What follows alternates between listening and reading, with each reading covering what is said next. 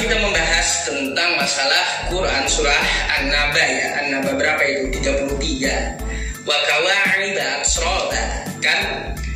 Baik, kata Effendi Usman di situ berbeda. Satu diterjemahkan dengan gadis yang montok, satu gadis-gadis yang sebaya gitu ya.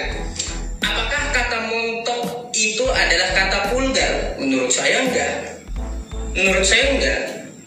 Ada yang mengatakan, wah itu sapi montok banget. Artinya sapi itu badannya berisi. Kan kayak gitu.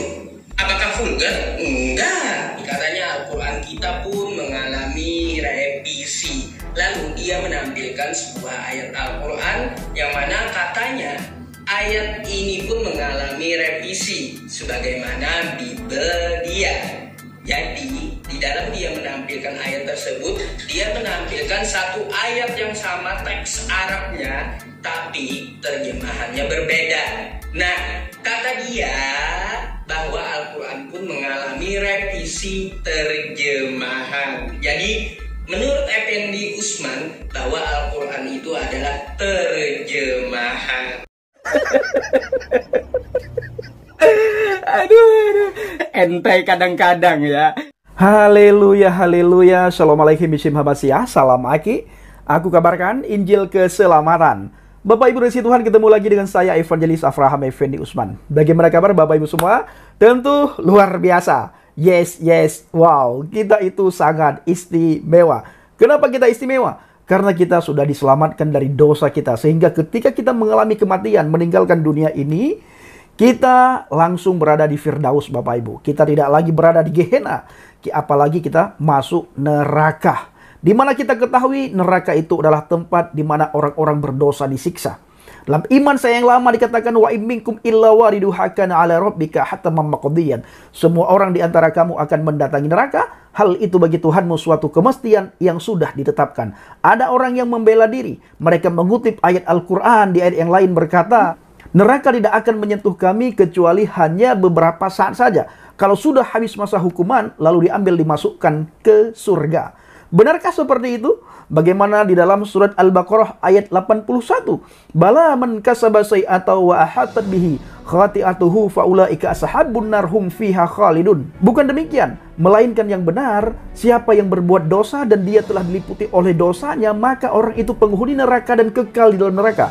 Artinya Bapak Ibu, apakah ada manusia di muka bumi ini yang tidak berdosa? Tidak ada. Semua manusia berdosa dan telah kehilangan kemuliaan Tuhan. Pertanyaannya, di mana orang-orang berdosa itu tinggal? Tempat orang-orang berdosa itu di mana? Di neraka. Kata siapa? Surat Al-Baqarah ayat 81. Orang yang berdosa, neraka tempatnya. Dan orang itu kekal di dalam neraka. Baik saudaraku, bagaimana tanggapan Bapak Ibu semua setelah melihat cuplikan video di awal tadi? Ustadz Yusuf PI tidak terima kalau saya katakan menurut Al-Quran dalam surat An-Naba ayat 33. Di situ dikatakan wa kawaiba atroban. Artinya dan gadis-gadis remaja yang sebaya. Lalu di Al-Quran yang sama, ayat yang sama Bapak Ibu, wa kawaiba atroban diterjemahkan dan gadis-gadis montok yang sebaya.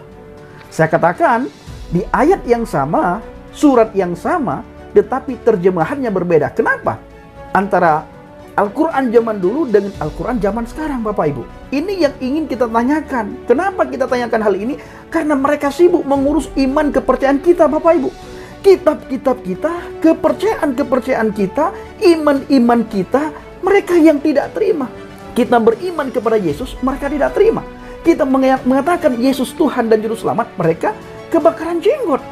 Tidak terima.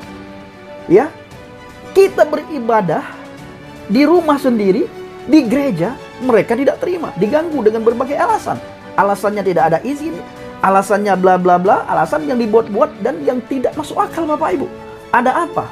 Makanya sesekali ayo dong periksa diri sendiri dulu.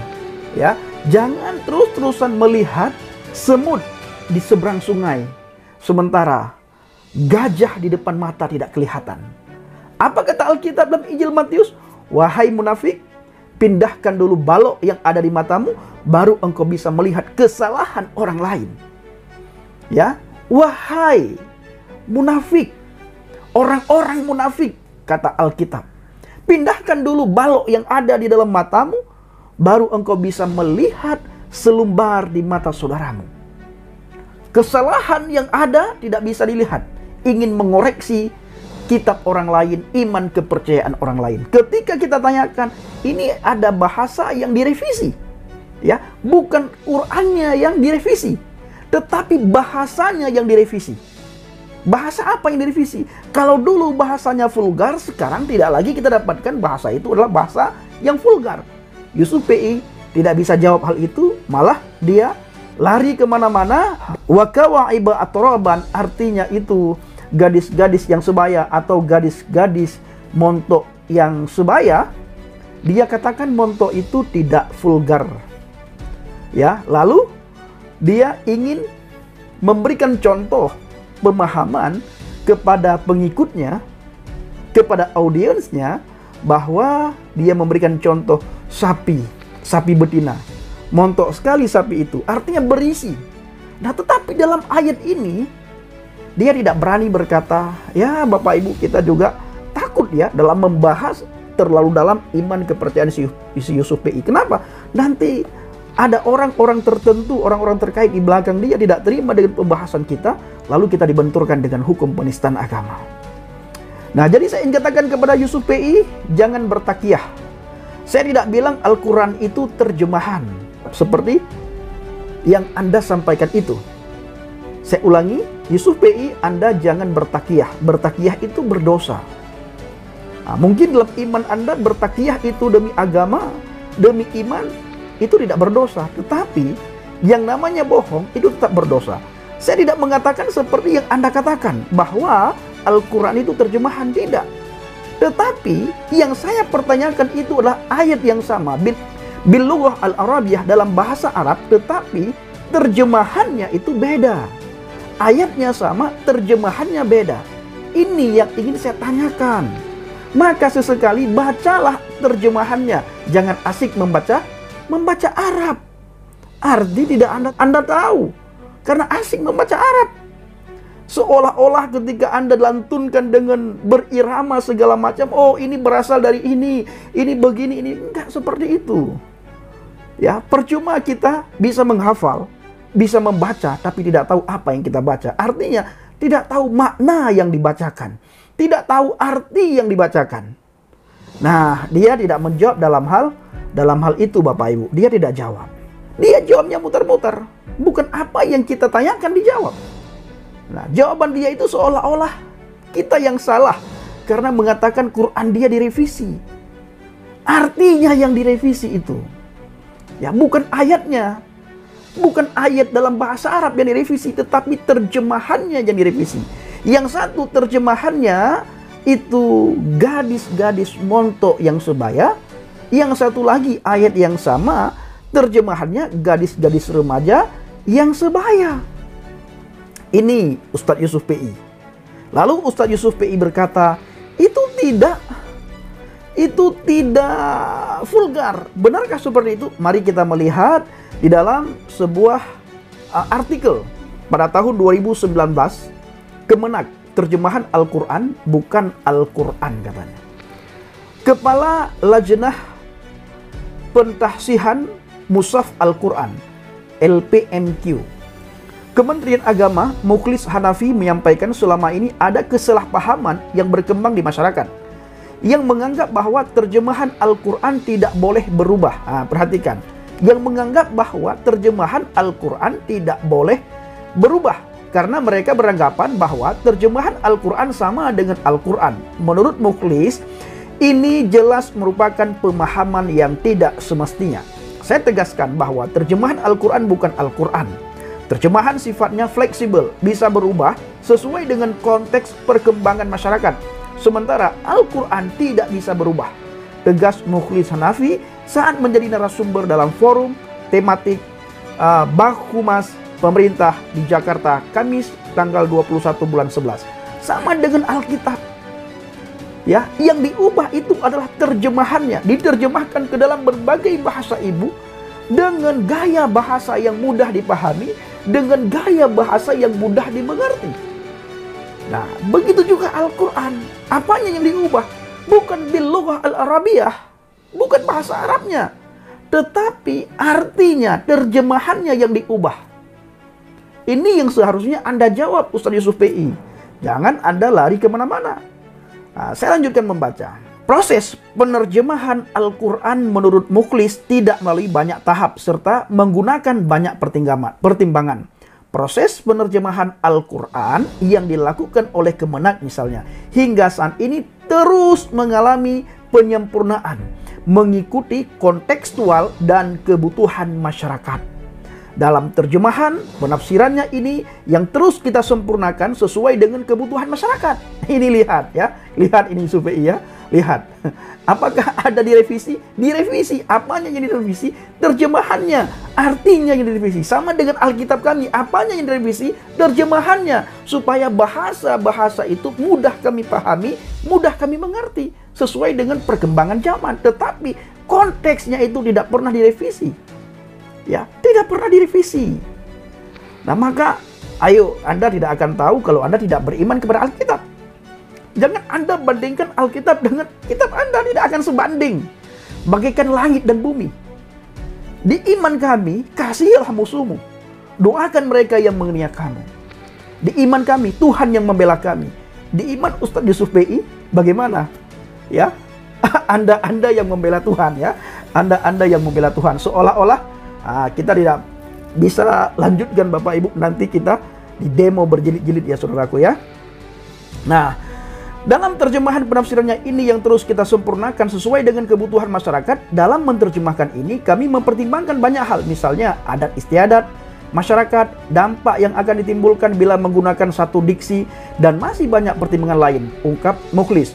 Mukhlis mencontohkan misalnya dalam terjemahan kata wakawa'iba terdapat dalam surat An-Naba ayat 33. Semula kata-kata tersebut diterjemahkan dengan gadis-gadis montok. Nah, pertimbangan kita banyak. Dulu kita terjemahkan gadis-gadis montok, padahal secara budaya bahasa itu terlalu vulgar.